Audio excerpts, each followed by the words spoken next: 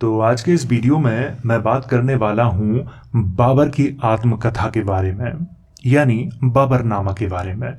बाबरनामा को तुज़्क ए बाबरी के नाम से भी जाना जाता है, जिसे स्वयं बाबर ने ही लिखा था।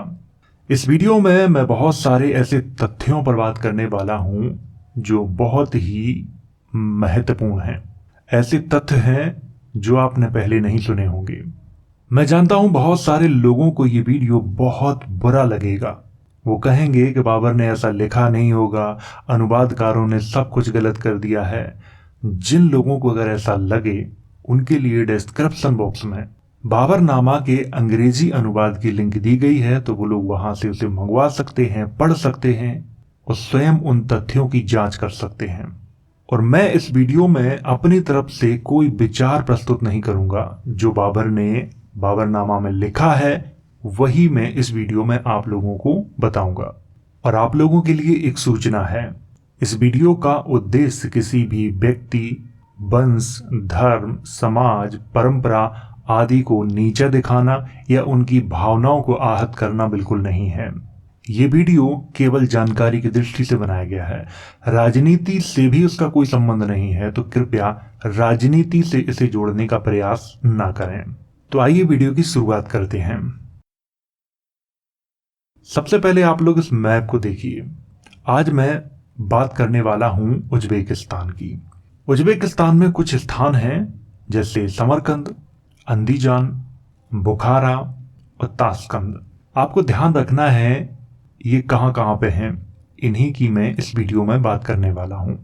कुछ और भी हैं स्थान जैसे काबुल, कंधार, खुरासान, हेरात। इनकी भी मैं थोड़ी थोड़ी बात करूंगा, लेकिन ज्यादा बात नहीं करूंगा।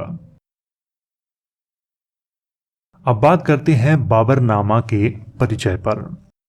बाबरनामा को तुज़्क ए बाबरी भी कहा जाता है। तुज़्क ए बाबरी का अर्थ बाबर के शासनकाल का विवरण है। तुज़्क ए बाबरी को स्वयं बाबर ने चगताई भाषा में लिखा था। तुज़्क ए बाबरी का फारसी भाषा में अनुवाद अकबर के शासनकाल में अब्दुल रहीम खान खाना के द्वारा 1589 से 1590 के मध्य में किया गया था। तुज़्क ए बाबरी की फारसी पांडुलिपियां ब्रिटिश संग्रहालय में सुरक्षित रखी हैं। बाबरनामा का अंग्रेजी भाषा में अनुवाद विलियम एरस्काइन और जॉन लीडेन ने किया था। तो ये तो था बाबरनामा का परिचय। अब बात करते हैं बाबर के परिचय पर। मैं आपको बताना चाहता हूं कि बाबरनामा में जैसे नाम प्रयोग किए गए हैं, मैंने वैसे ही नाम यहाँ पे लिखे हुए हैं। मैं जानता हूं बहुत सारे लोग ये सलाह देंगे कि तुम्हें तो लिखना भी नहीं आता है, ये नाम गलत है। मैं पहले ही आपको बता रहा हूं, जैसे नाम बाबरनामा में लिखे गए हैं मैंने वैसे ही नाम लिखे हैं, मैंने उन्हें बदलने का प्रयास नहीं किया है। बाबर का जन्म 14 फरवरी 1483 को आधुनिक उज्बेकिस्तान के अंदीजान शहर में हुआ था। उस समय उज्बेकिस्तान नहीं था, मैं आधुनिक की बात कर रहा हूँ, इसको भी ध्यान रखना। नहीं तो बहुत सारे लोग ये कहेंगे उस समय तो उज्बेकिस्तान था ही नहीं, तो आप उज्बेकिस्तान क्यों बता रहे हैं। मैं आज की बात कर रहा हूँ कि आज ये स्थान कहाँ है, अंदीजान कहाँ है, आज उज्बेकिस्तान में है। बाबर का पूरा नाम जहीर उद्दीन मोहम्मद बाबर था। बाबर के पिता का नाम उमर शेख मिर्जा था। बाबर की माता का नाम कुतलुग निगार खानम था। बाबर की बेगम आयशा सुल्तान बेगम, जैनब सुल्तान बेगम, माहिम बेगम, मासूमा सुल्तान बेगम, गुलरुख बेगम, दिलदार बेगम, अफगान अगाचा, बीबी मुबारका यूसुफ जई दो दासियां थीं जिन्हें बाबर ने बेगमों का दर्जा दे रखा था। पहला नाम था गुलनार अगाचा का और दूसरा था नारगुल अगाचा का। तो बाबर की इतनी सारी बेगमें थीं और इन सभी के नाम आपको बाबरनामा में मिल जाएंगे। बाबर के पुत्र और पुत्रियां माहिम बेगम से हुमायूं का जन्म हुआ था। गुलरुख बेगम से कामरान और अस्करी का जन्म हुआ था। दिलदार बेगम से हिंदाल और गुलबदन का जन्म हुआ था। वैसे तो बाबर के 17 पुत्र और पुत्रियां थे, लेकिन अधिकतर की मृत्यु हो चुकी थी। जिनकी मृत्यु हो चुकी थी उनके नाम मैंने यहाँ पर नहीं लिखे हैं, लेकिन बाबरनामा में सभी के नाम लिखे हैं। तो ये तो था बाबर का परिचय। अब बात करते हैं बाबरनामा के विवरण पर। फरगाना का देश छोटा सा ही है। इसके उत्तर पूर्व और दक्षिण में सुंदर पहाड़ियां ही पहाड़ियां हैं। जून 1494 यानी हिजरी सन 899 रमजान का महीना। मैं मेरे पिता कबूतरों को दाना डाल रहे थे। उसी समय अचानक पूरा कबूतर खाना उनके ऊपर आ गिरा। इसी दुर्घटना में वह चल बसे। जिस समय मेरे पिता का इंतकाल हुआ, मैं उस समय अंदीजान के चारबाग में था। ये समाचार मुझे अंदीजान में ही मिला। मैं घबराकर घोड़े पर सवार हुआ और किले की ओर चल पड़ा।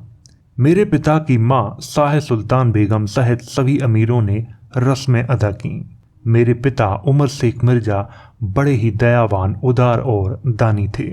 उनका चेहरा चपटा सा था, घनी दाढ़ी, बदन मोटा और भारी था। तीरंदाजी में वह ज्यादा अच्छे ना थे, पर वह घूंसा बहुत अच्छा मारते थे। उनके 5 बेटियां और 3 बेटे थे। बेटों में सबसे बड़ा मैं, जहीरुद्दीन बाबर। मेरी मां का नाम कुतलुग निगार खानम। जून 1494 यानी हिजरी सन 899 रमजान का महीना मैं फरगाना का बादशाह बना। उस समय मेरी उम्र 12 बरस थी। समरकंद में उस समय मेरे पिता के बड़े भाई सुल्तान अहमद मिर्जा का शासन था। मेरे मामा सुल्तान महमूद खां मंगोलों के खान थे। उनका राज्य उत्तर की ओर था। दोनों से मेरे पिता उमर शेख मिर्जा के रिश्ते खराब थे। मेरे पहले शिक्षक शेख मजीद हुए। उनके कायदे कानून बहुत अच्छे थे, पर बड़े ही लंपट थे। उन्हें लौंडा लौंडियां रखने का बहुत शौक था, जिनकी उम्र 12 से 18 वर्ष के बीच होती थी। यहाँ पर थोड़ी सी बात कर लेते हैं लौंडा और लौंडिया शब्द पर। यहाँ पर ये प्रयोग किया गया है। लौंडिया का अर्थ क्या होता है? लौंडिया का अर्थ होता है रखेल।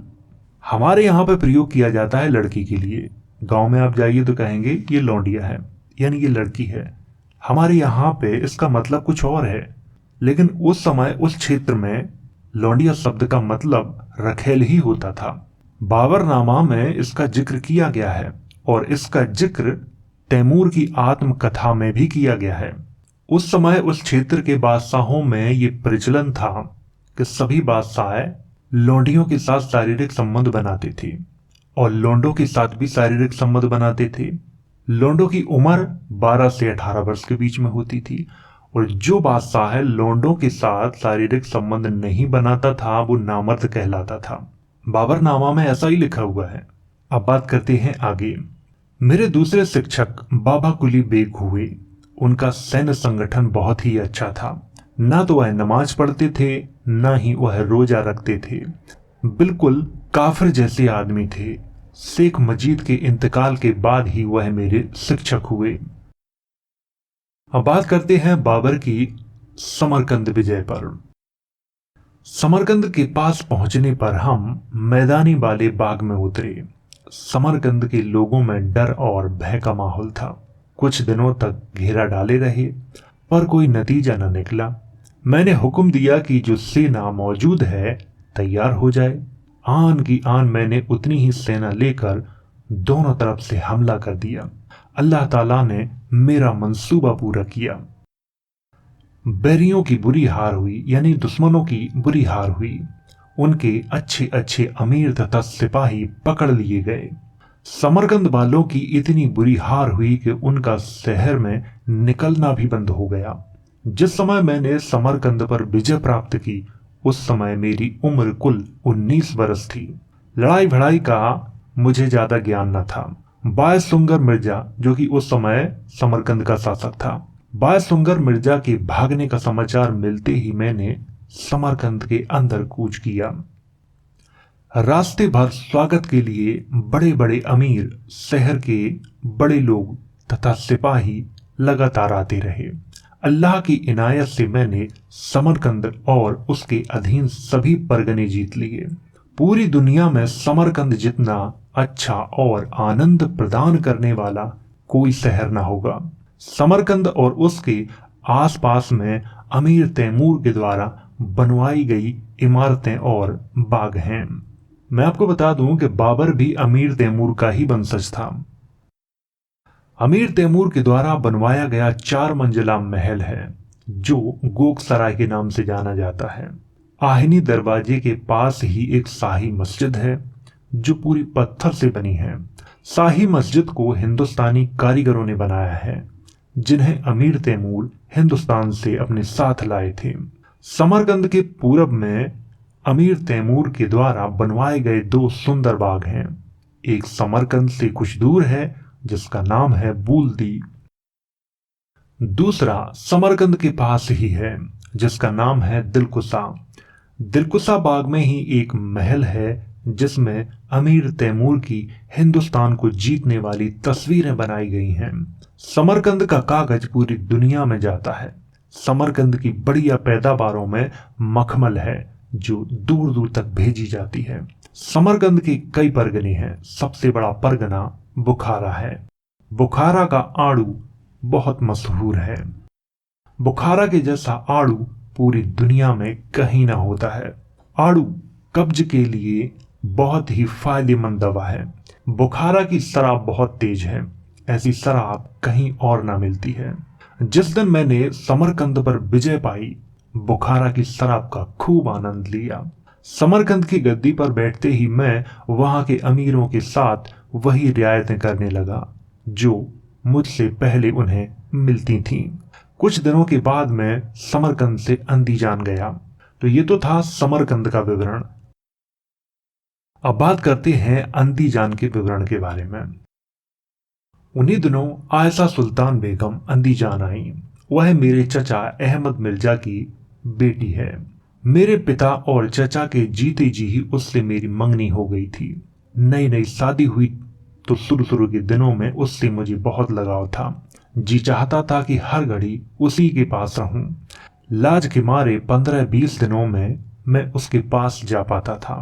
बाद में वह न जाने जी से उतरने लगी, यानी मन से उतरने लगी, क्योंकि उसके शरीर में अब वो बात न रही। बात यहां तक पहुंच चुकी थी कि महीने 2 महीने में मेरी मां मुझे बहुत ही धमका कर, डांट कर, बड़ी कठिनाई से उसके पास भेजा करती थी। आगे बाबर ने लिखा है कि उर्दू बाजार में उस समय बाबरी नाम का एक लड़का रहता था। हमनामी का ये लगाव भी क्या लगाव निकला। उस लड़के से एक अजीब सा लगाव पैदा हो गया। इससे पहले मैं किसी पर भी इतना फिदा न हुआ। सच तो ये है कि तब तक किसी और से प्यार और मोहब्बत की बात तक न हुई थी। मैंने दिल लगी का नाम तक न सुना था। अब हाल ये हुआ कि फारसी में प्यार के एकाद शेर तक कहने लगा। उस हसीन चेहरे पर हुआ फिदा। मैं अपनी खुद ही खो बैठा। मेरा हाल ऐसा हो गया था कि अगर बाबरी मेरे सामने आ जाता था तो लाज और शर्म के मारे मैं उसकी ओर आंख भर के देख भी न सकता था। आशिकी और दीवानगी के उन्हीं दिनों में एक बार ऐसा हुआ कि मैं अपने निजी सेवकों के साथ किसी गली से चला जा रहा था कि अचानक बाबरी मेरे सामने आ गया। उस समय मेरी अजीब हालत हो गई। उसकी तरफ आंख उठाकर देखना या बात करना बिल्कुल मुमकिन न था। मेरे मुंह से एक भी बोल न निकला। बहुत घबराहट के साथ आगे बढ़ गया। यहां पर थोड़ी सी मैं बात करना चाहता हूं जो कि बहुत ही महत्वपूर्ण है। बाबरनामा में बाबर ने ऐसा लिखा हुआ है कि उस समय उस क्षेत्र में एक ऐसी प्रथा प्रचलित थी कि हर बादशाह जवान लड़कों के साथ शारीरिक संबंध बनाते थे, और एक लड़के के साथ नहीं, कई लड़कों के साथ उन्हें शारीरिक संबंध बनाने पड़ते थे। उन लड़कों को लौंडा कहा जाता था, और जो बादशाह ऐसा नहीं करता था उसे नामर्द माना जाता था, या फिर जो बादशाह केवल औरतों और लड़कियों के साथ ही शारीरिक संबंध बनाता था उसे भी नामर्द ही माना जाता था। बादशाह को मर्द तभी माना जाता था जब वो किसी लड़के से शारीरिक संबंध बनाता था, और जो बादशाह सबसे ज्यादा लड़कों के साथ शारीरिक संबंध बनाता था वो सबसे ज्यादा मर्द कहलाता था। और ये परंपरा तैमूर के जमाने से चली आ रही थी। बाबर को भी एक लड़के से प्यार हो गया था, लेकिन बाबर ने ज्यादा कुछ लिखा नहीं है उसके बारे में। जितना लिखा है उतना मैंने आपको इस वीडियो में बताया है। बाबर का हिंदुस्तान पर आक्रमण, अब इस पर थोड़ी सी बात करते हैं। काबुल पर विजय प्राप्त करने के बाद हिंदुस्तान को जीतने की धुन मेरे ऊपर सवार हो गई थी। उस समय बहीरा, जो कि कराची के पास है, हिंदुस्तान का द्वार था, पास में ही था। सोचा चलो अकेले ही उखाड़ फेंकें, शायद कुछ हाथ लग जाए। हिंदुस्तान आने पर देखा का मतलब है ये सिंध के आसपास की बात की जा रही है कि जाट और गुर्जर जंगलों तथा पहाड़ों से झुंड के झुंड उतरकर मवेशी लूटते हैं। जिनके मवेशी लुटते थे वे भूखे नंगे गुहार मचाते मेरे पास आए। मैंने लुटेरों की टोह ली, कुछ लुटेरों को पकड़वा कर बोटी बोटी कटवा दी। आगे चलकर हम रोपड़ पहुंचे। वहां पर इतना पानी बरसा और ऐसी सर्दी पड़ी कि झुंड के झुंड भूखे नंगे हिंदुस्तानी ठंड से मर गए। रोपड़ से हम सरहिंद के पास एक झील पर पहुंचे। सुल्तान इब्राहिम, यहाँ पर जो नाम लिखा हुआ है ना, सुल्तान इब्राहिम, ऐसा ही नाम बाबरनामा में लिखा हुआ है। बहुत सारे लोग कहेंगे कि नाम गलत लिखा हुआ है, सही नाम लिखा करो, लेकिन जो नाम बाबरनामा में लिखा है मैंने वैसा ही नाम लिखा हुआ है, कुछ भी बदलाव नहीं किया है। सुल्तान इब्राहिम की ओर से एक हिंदू सुल्तान मेरे पास आया, परंतु उसके पास कोई चिट्ठी ना थी। फिर उसे मैं एलची यानी कि दूत कैसे मान लेता। अपना एक दूत दिल्ली भेजने के लिए वह मेरे सामने बहुत गिड़गिड़ाया। मैंने उस पर तरस खाकर अपना एक दूत दिल्ली भेज दिया, पर इब्राहिम ने उसे पकड़कर बंद कर दिया। बेचारे को इब्राहिम के हारने तक वहीं पर बंद रहना पड़ा। अब बात करते हैं पानीपत के विवरण पर। मास के आखिरी दिन हम पानीपत पहुंचे। पूरे शहर को दाएं रखा। बाएं तरफ गहरी खाइयां खोद दी गईं, उनके अंदर कांटे भर दिए गए। मेरी सेना में लगभग 10,000 लश्कर थे, यानी कि सिपाही थे। बैरी की सेना यानी दुश्मन की सेना 1 लाख थी। मेरी सेना के कुछ बेग यानी सरदार बैरी यानी दुश्मन के सेना को देखकर डर गए, पर यह बेहुदा बात थी। अल्लाह जो करेगा वही होगा। हिंदुस्तान में चलन है कि युद्ध के समय सैनिक किराए पर रख लिए जाते हैं, युद्ध खत्म होने के बाद अपने घर चले जाते हैं। इब्राहिम की सेना में अनेक हिंदू सरदार थे, पर कुछ काम के न थे। जब हम पानीपत में खाइयां खोद रहे थे तब वह मेरे ऊपर हमला कर सकते थे। हमला न करना उनके लिए बहुत ही बुरा साबित हुआ। कोई भी जानकार लड़वैया इतनी बड़ी चूक न करता। मैं समझ गया बैरी यानी दुश्मन को युद्ध कला की समझना है। हमारी नाकेबंदी देखकर वे समझ गए कि ये जीने मरने की ठान बैठे हैं। पानीपत में हम 7-8 दिन रहे। मेरे थोड़े थोड़े सैनिक रात को बैरी की छावनी तक चले जाते थे। उनके कितने सैनिकों के सिर उतार लाते थे। ऐसा ना समझ सुल्तान पूरी दुनिया में ना होगा। सवेरे सवेरे बैरी यानी दुश्मन नगाड़े बजाते हुए हाथियों पर सवार होकर निकले। हम भी लैस होकर सवार हुए। मोहम्मद दरवेश सरवानी की सलाह पर मैंने सेना को 4 भागों में बांटा। पहली सेना में हुमायूं मिर्जा, मोहम्मद दुलदाई, वली खाजिन, हिंदू बेग, पीर कुली बेग। दूसरी सेना में ख्वाजा कलाम, सुल्तान मिर्जा, आदिल सुल्तान, मेहदी ख्वाजा, अमीर हुसैन। तीसरी सेना में शाह मोहम्मद, जुनैद बिरलास, कुतलुक कदम, मोहम्मद बख्श, जानी बेग। चौथी सेना में मंगोल गांची, मिर्जा बेग, अब्दुल अजीज, बाबा कसका, मलिक कासिम। कुछ लश्करों के साथ मैं और दरवेश मोहम्मद सरवानी थे। मैंने सभी बेगों को हुक्म दिया कि तुलगमा से बैरी पर हमला करो, यानी तुलगमा नीति से दुश्मन पे हमला करो। हमारे लश्करों ने बैरी सेना पर तीरों की बौछार कर दी। मेहदी ख्वाजा बैरी की ओर आगे बढ़ा, यानी दुश्मन की ओर आगे बढ़ा, तो उस पर कुछ दुश्मन हाथी लेकर चढ़ दौड़े, पर मेहदी ख्वाजा ने तीरों से हाथी का मुंह तोड़ दिया। उस्ताद अली कुली और मुस्तफा तवाची की गोलाबारी ने दुश्मन के खेमे में हड़कंप मचा दिया। तब तक हमारे लश्करों ने बैरी को चारों ओर से घेर लिया। फिर तलवार सूत ली गई और लड़ाई गर्मा गई। दोपहर तक लड़ाई का घमासान ऐसा चला कि धूल के बादलों से निकट खड़े हाथी भी दिखाई न दे रहे थे। दिन ढलना भी शुरू न हुआ था कि बैरी को बुरी तरह कुचल दिया गया। अल्लाह ताला की मेहरबानी से काम आसान हो गया। वैरी के अनगिनत लश्कर ढेर होते गए। 5-6 हजार वैरी लश्करों का ढेर तो मेरे पास ही लगा था। हर कहीं लाशों के टीले ही टीले नजर आ रहे थे। वैरियों के छोटे बड़े सरदार पकड़ लिए गए। मैं इब्राहिम की छावनी में गया, उसके तंबुओं में झांका, पर उसका कहीं ठिकाना न मिला। तभी तबरेज ताहिरी ने लाशों के किसी ढेर से इब्राहिम की लाश पहचानी। उसका सिर काटकर मेरे पास लाया। मैंने इब्राहिम का सिर उठाकर कहा, तुम्हारे साहस का उचित सम्मान होगा। फौरन कफन मंगवाया, दिलावर खां के हाथों नहलवाया, हुक्म दिया कि लाश जहां पड़ी है वहीं कब्र बनाओ। उसी दिन मैंने हुमायूं को आगरा के खजाने पर कब्जा करने का हुक्म दिया। कुछ बेगों को दिल्ली के खजाने पर कब्जा करने के लिए भेजा। फिर 2 पड़ाव चलकर हम दिल्ली पहुंचे। हजरत शेख निजामुद्दीन औलिया के मजार की जियारत करके हम किले की सैर पर निकले। पूरी रात वहीं बिताई। अगले दिन सुल्तान गयासुद्दीन बलबन, सुल्तान अलाउद्दीन खिलजी, सुल्तान बहलोल, सुल्तान सिकंदर के बनवाए सभी इमारतों की सैर की। जामा मस्जिद में मेरे नाम का खुतबा पढ़ा गया।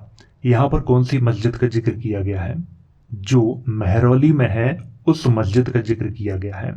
आज जो दिल्ली में जामा मस्जिद है वो शाहजहां के शासनकाल में बनी थी। आपको ये ध्यान रखना है, क्योंकि बहुत सारे लोग कमेंट करके नीचे कहेंगे कि जामा मस्जिद तो उस समय थी ही नहीं। शनिचर को हम लोग क्या लिखते हैं? शनिवार लिखते हैं। तो यहाँ पर लिखा है कि शनिचर को मैं आगरा के लिए कूच कर गया। हुमायूं मिर्जा के आगरा पहुंचने पर शहर वालों ने किला सौंपने के लिए हीले हवाले यानी बहाने किए। ग्वालियर का राजा विक्रमाजीत हिंदू था, उसके बाल बच्चे आगरा में ही थे। हुमायूं के आगरा पहुंचने पर वे भागने का विचार कर रहे थे, पर रोक लिए गए। मैं आपको बताना चाहता हूं कि ग्वालियर के जो राजा थे विक्रमाजीत, उनकी पानीपत के मैदान में ही मृत्यु हो गई थी।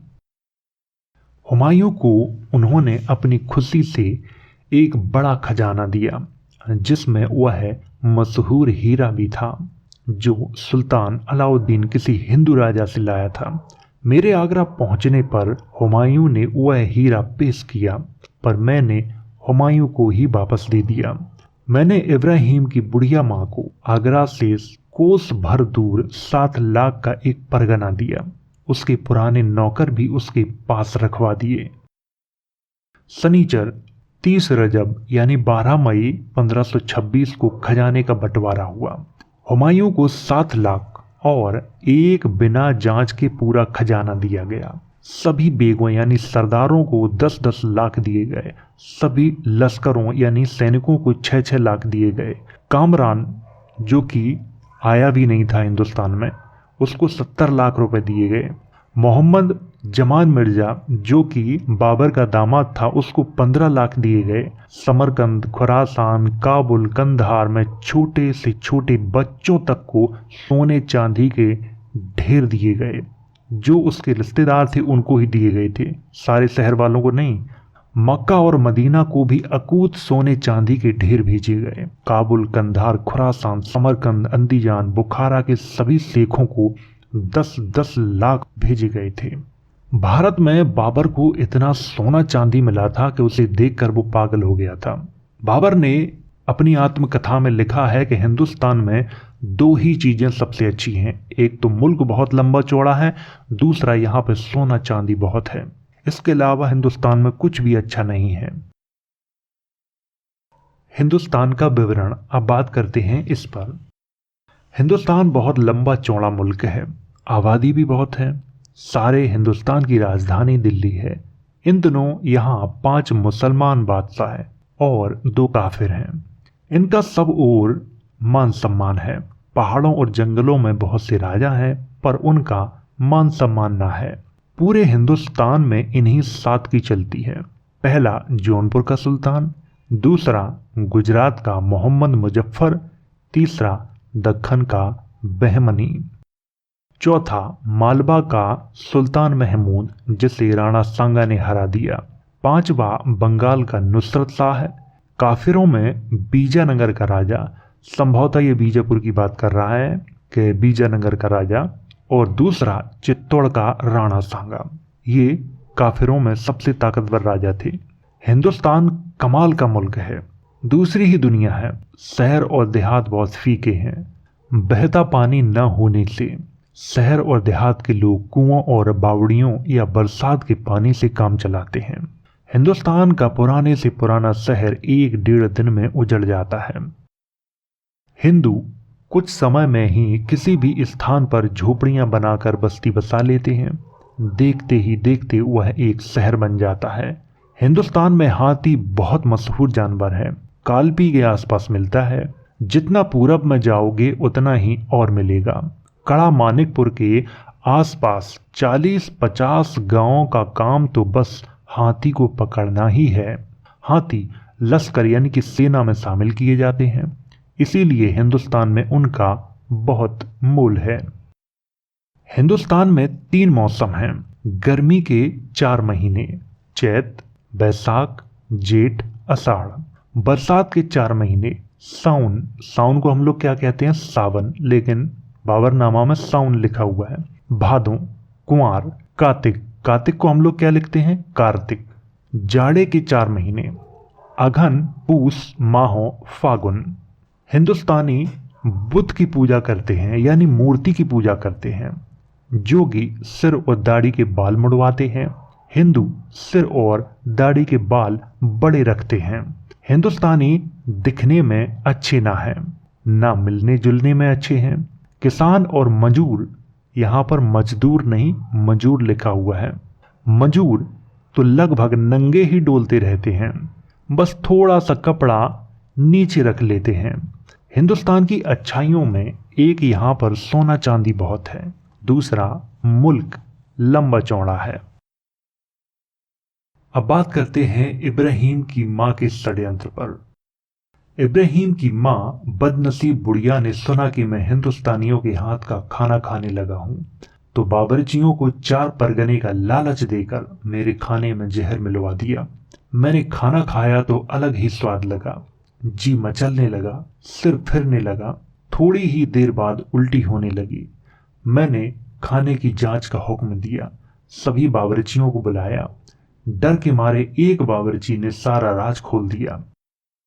सोमवार को दरबार था, सभी बावर्चियों को पेश किया गया। एक औरत को हाथी से कुचलने का हुक्म दिया, दूसरी औरत को बारूद से उड़ाने का हुक्म दिया। बाकी बचे बावर्चियों की जीते जी खाल खिंचवा ली गई।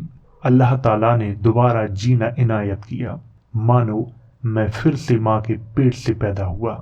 तो ये तो था बाबरनामा का भाग पहला, जिसमें मैंने 1494 से लेकर 1526 तक की घटनाओं का जिक्र किया।